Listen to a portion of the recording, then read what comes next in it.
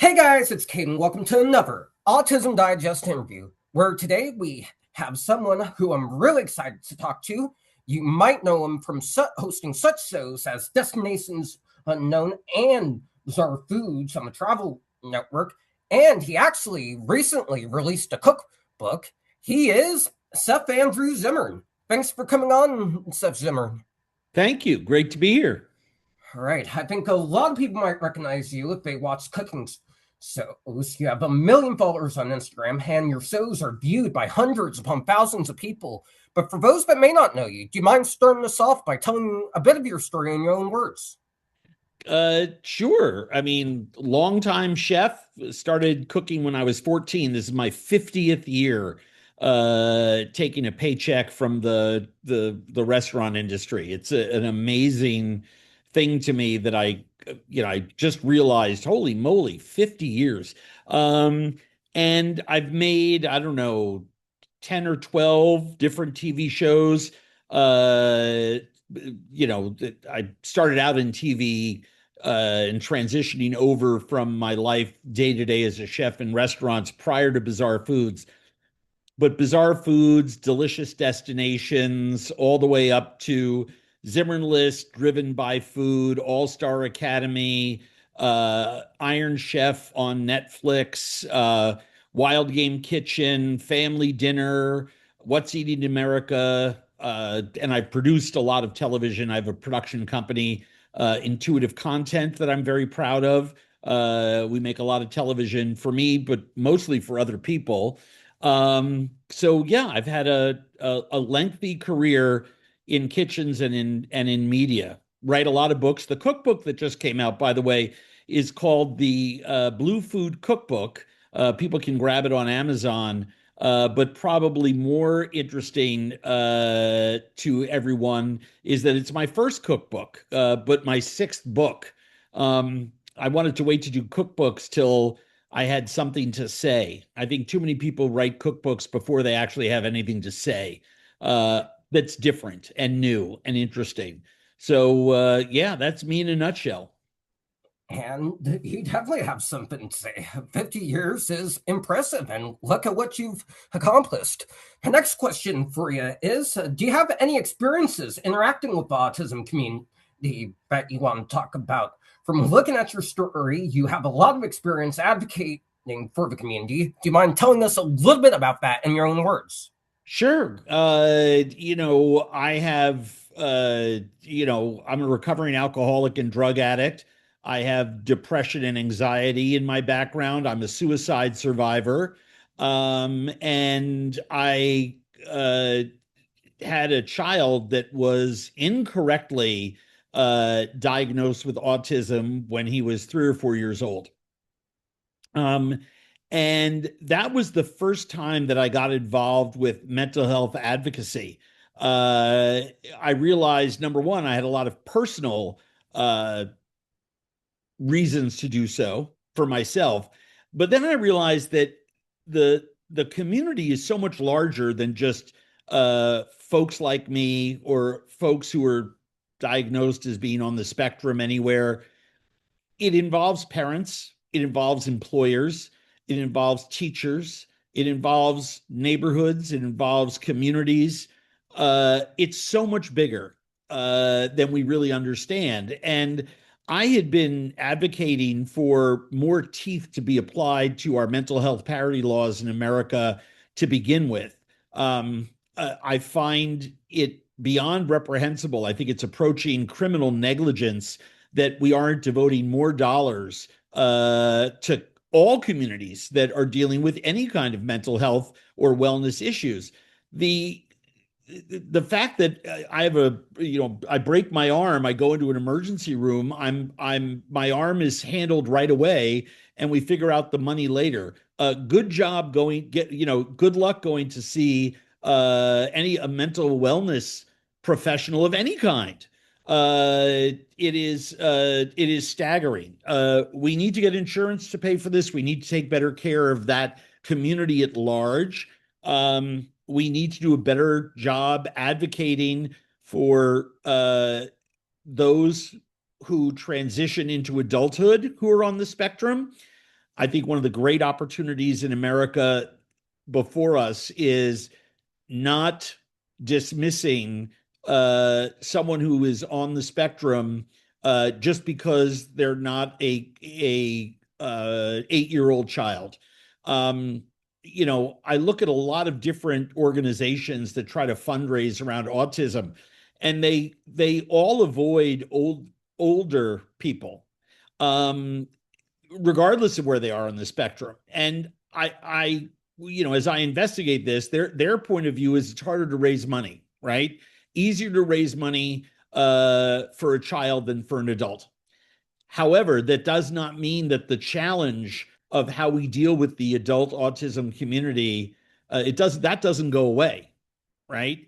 So I do a lot of work with a lot of different groups on a lot of different levels to try to make sure that we have increasing amounts of funds available, that we change state and federal laws to accommodate this community. We are all human beings. No one is more or less deserving of any services than anyone else. However, if someone's in a wheelchair, we build ramps.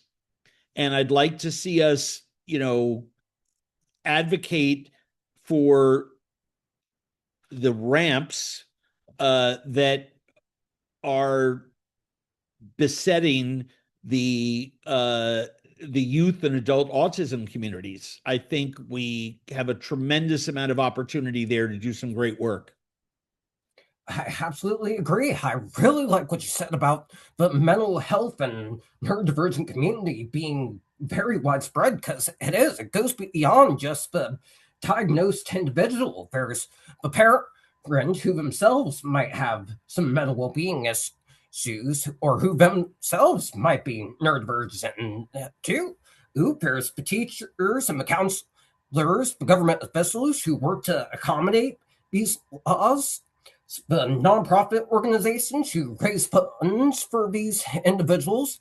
I, I also like what you said about it being easier to raise money for children's resources in the community as opposed to adults. I'm 21 years old, and I'm seeing that there's not that many resources out there for adult autistic individuals. That's right. And And I think that needs to change. You I, know, I do the too. I mean, you just put yourself squarely the in the sights of my advocacy radar, right? And I think we have for anybody in this country, we have the ability. It's the wealthiest and most sophisticated and advanced society in the history of the world is here in the United States of America, that we can't figure out ways to employ everyone, regardless of where they fall on the spectrum, a diagnoses. I understand there are some people who are so profoundly affected by whatever diagnoses they have that everyday work and functioning may be beyond them, but that's a much smaller piece of the pizza, right? We have to make sure that for everyone, we have all the advantages, all the opportunities available to them that anybody else would have. Exactly. And I sometimes pitch this idea. It's my opinion that once you're diagnosed, when you're, say, 2 years old, like I was, 5 years old, you should never be questioned about whether or not you're diagnosed or need resources in adulthood ever again. It should be That's called correct. knowledge. That's Which, correct. all right, my next question for you is many autistic individuals experience sensory sensitivities around texture, smell, or temperature. How do you think the culinary world can better understand and respond to these sensory needs? By asking. Uh, we do a really bad job of asking. Um, I'll give you an example. A couple goes into a restaurant. They're holding hands. They are clearly very excited to be where they are. If the restaurant has trained their staff properly, when the server goes up to the table for the first time, they should sort of read the room, as it were, and oftentimes a good server will say, "Are you celebrating something special with us tonight?" Oftentimes it's a birthday, perhaps it's an engagement, an anniversary of some kind. Maybe they've just gotten good news they're going to have a child, right? I mean, it is a very, very, very common thing to have servers ask questions. Servers have been trained to ask, "Is this your first time in the restaurant?" They ask all the time, "Do you have any allergies?" Right? Because there may be some sneaky ingredients. If you have a nut allergy, they want to make sure they don't serve you anything that has nuts, right? Why is it so hard to simply ask a question at the table? Anybody have other food aversions? They always mention allergies. And I think it makes it different. It makes anyone in the neurodiverse community feel othered. So I would like restaurants to make the one simple change and ask if there are any allergies or aversions. Okay, that's number one. Because if somebody says they have a temperature aversion, they order soup, the soup can be brought at room temperature, right? If somebody wants a soup that's normally served hot or cold, the restaurant can make adjustments for that so that person can still enjoy the soup, right? If somebody has an aversion to things that are very, very sour, very, very spicy, they can say so, right? They give people the opportunity. I think the bigger challenge is at home. Parents want to keep trying to change the child, right? As opposed to simply co-regulating with them and hearing them out. I'll give you an example. Uh, while not necessarily autistic, I've had a lot of friends with neurodiverse kids who can't tolerate smell, extreme smells, right? Cold knocks down aroma, right? So I said, you might want to start to think about not serving things very hot and temperature wise, and make sure that you're not putting things into the recipe that naturally have a lot of aroma. I'll give you an example: garlic. When garlic is cooked, it doesn't really have a lot of aroma. It just comes across as sweet and aromatic. When garlic is raw, a salad dressing, a marinade, a sauce sometimes that may have raw garlic in it. Uh, I would tell parents, be mindful and listen to your kids. The kids aren't lying to you, and our job as parents isn't to change them on that issue, right? A lot of my friends, their kids were couldn't tolerate a temperature, couldn't tolerate an aroma. And all that happened was they listened to me, tolerated it, whatever the demand was, made the exception around it. Their children were much happier. And then magically, 3, 4, 5 years later, that issue went away. Because you want to know what happens? Whether you're neurodivergent or not, people change. One day, just out of nowhere, uh, my friend's child, smell ceased to be an issue. Full stop. And they noticed it with going into restrooms in other people's houses or in public, where they often had to go into the bathroom first to make sure there wasn't a lot of air freshener smell, which also sort of set their kid off. By the way, that air freshener smell that's in gas stations and hotels kills me too. I can't stand it. But at least I'm able to tolerate it.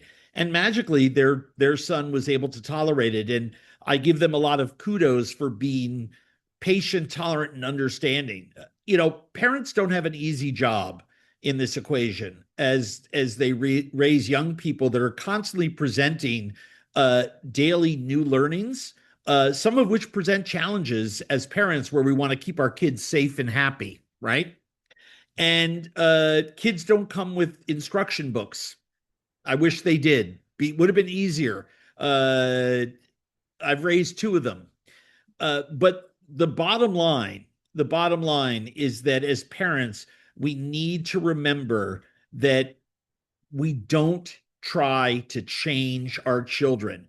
Our job is to accept our children and work on solutions that allow them to participate in the ways of life that are most normative, right? Right. Some people have children who love to run out into the street. Well, that's a safety issue, right? We got to keep our kids safe. But I'm talking about the vast majority that have run of the mill aversions or quirks, socially, behaviorally, and otherwise. And I find it really interesting. It's fascinating to me how many parents and also paraprofessionals uh, really struggle with being fully accepting of what their children are saying. And I know why, right? And I know this from personal experience. We are surprised at birth with anything that isn't quote unquote typical. And navigating uncertainty is something that parents have to do with all children the first couple of years because, you know, a 6 month old it can't give us verbal feedback, right? It's non-existent. So we have to do a lot of guesswork, and a lot of parents develop a I'll teach you, I'll show you mentality, as opposed to let me read the tea leaves here. And I think more parents need to become comfortable with navigating uncertainty and reading the tea leaves and not trying to cram their tastes onto their children. I absolutely agree. I was going to ask you what your tips were, but you answered that beautifully. Just be patient and don't force someone's tastes on you. I'll give an example in my personal life. I brought a couple of my favorite spicy items to say, yeah, because it's weird with me. I love stuff like this and Sure. scorpion peppers and reapers. Wow. I could I eat can't do that. I could eat that kind of stuff every day if I wanted to, yet I'm not much of a nut or breakfast cereal or oat type of person. So maybe if I can't tell what it is directly, like in Thai food or something, but the texture really puts me off. So I'm definitely Well, this is fascinating because you brought up a really good example. Texture's not your thing.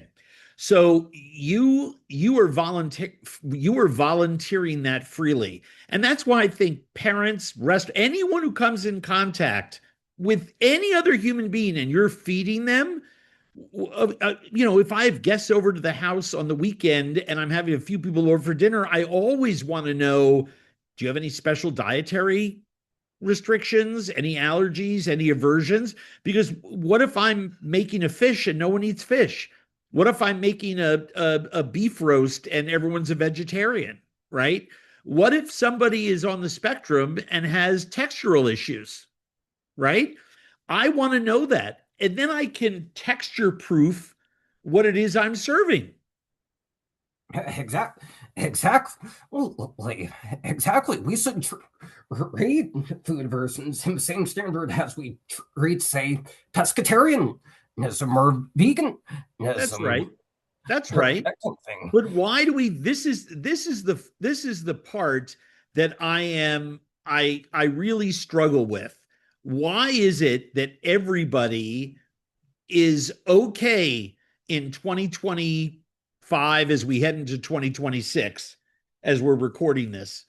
Why is everyone okay with accommodating a vegetarian, but not somebody who's neurodiverse and doesn't like textures or cold things or hot things or sweet things or spicy things? Why is one so easy to accommodate and the other one we don't even talk about accommodating? I truly believe in a fairness doctrine when it comes to human beings. We all deserve a place to live. We all deserve food on our table. We all deserve to be treated equally. That is the fundamental grounding on which this country was created. Now, our founding fathers did not mean to apply those rules to women, to people of color, to a lot of other different types of people. We now know that that's wrong, right? And we accept fundamentally this idea of all people being equal, and I think we need to live into that and stop ignoring the obvious. Exactly. That's a really beautiful way to put it. My last question for you is what does the future hold for you? Apart from your cookbook, do you have anything else you want to promote?